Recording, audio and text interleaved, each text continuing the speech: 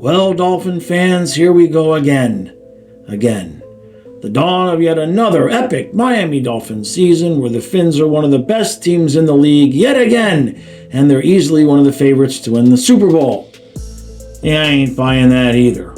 What, can you not hear the excitement in my voice? Or is that the endless supply of sarcasm brought on by decades of mediocrity? Look, if you know a Dolphin fan over the age of 50, you're just simply going to have to forgive them for their lack of belief, for you have no idea what we went through.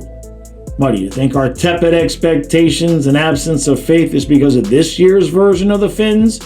Or even this version of ownership, management, and coaching? Not exactly.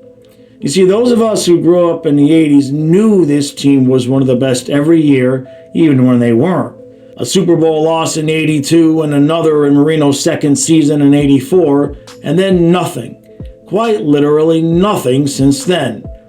Only us fans didn't figure out that nothing more was coming until the day Marino retired, when many of us finally realized, oh, he's not going to suddenly return to form and bring the franchise back to his glory days. So forgive us if after being gaslit for about 15 straight seasons, we look at today's Dolphins and laugh. Oh, we'll be watching. Only now our Mondays aren't ruined by losses.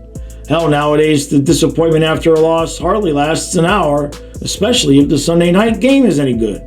Now the question we must ask ourselves is not so much if this team is good enough to win it all, but when might this team get good enough again? At least when Marino was playing, many of those teams were just about good enough to win a Super Bowl if it wasn't for our ineptitude in getting past the Bills. But this Dolphins team, the only two words I have for anyone that thinks this team is Super Bowl worthy is bitch please, with maybe a couple laughing emojis thrown in for effect. So when will they get good? Or a worse question might be, will they ever be that good again? The last time this team won it all, the Vietnam War was still going on, and the number one song that year was Tie a Yellow Ribbon Around the Old Oak Tree. I'm not making that up. Now, to answer the question of when, in my opinion, it's unfortunately not until and unless the team gets a new owner. Ross is willing to spend money, but that's never been a problem. But he's consistently refused to do what's necessary to actually win, which is to say he won't undertake a thorough house cleaning from top to bottom. New blood, fresh approach, whatever cliche you want to use. I think most fans agree that not much is changing until an entirely new dynamic enters the building. Sure, maybe this team can sneak into a playoff spot if everything goes perfect. If Tua stays healthy and the team wins the games it should and also a few it shouldn't, it's not like they're completely devoid of talent. But for someone who grew up knowing this team was at worst an AFC East contender just about every year, it's sad to see the state of affairs not only on the field but within the fan base. I've seen a lot of apathy so far this season, and who can blame them?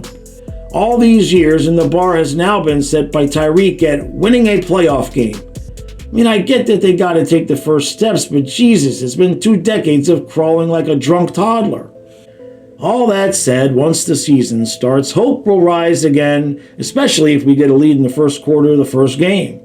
I've lost track of how many times I've thought, maybe they might actually be good this year, only to immediately watch them melt down and become what they have been for decades now.